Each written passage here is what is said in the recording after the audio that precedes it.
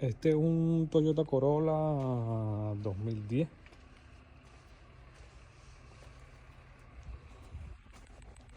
Toyota Corolla 2010.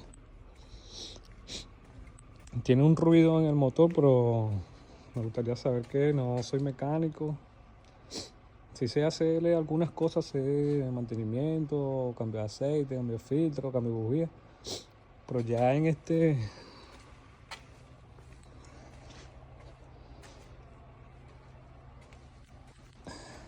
caso ya no sé, no sé la idea. Voy a encender el motor para que vean cómo suena.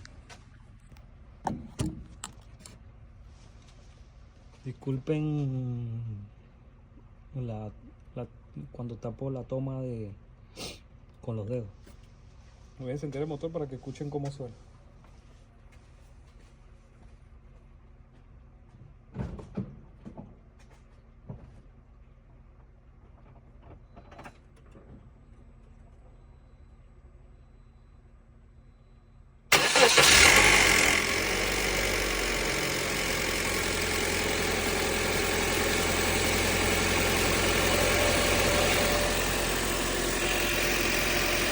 Ese ruidito que suena ahí, no sé si será la cadena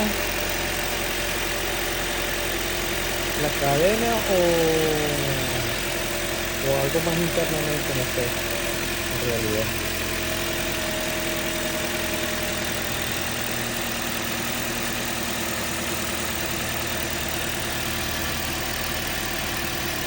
¿Qué dicen ustedes?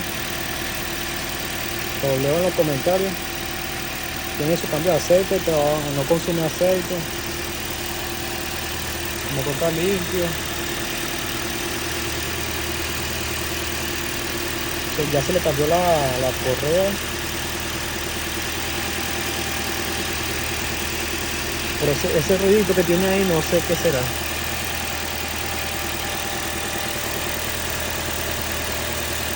A ver si me ayudan con esto, por favor, gracias.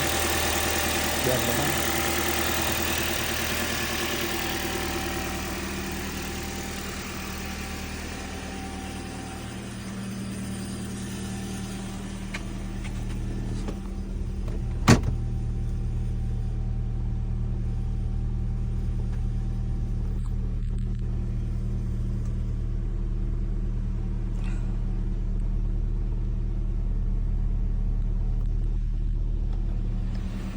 Así está el carrito.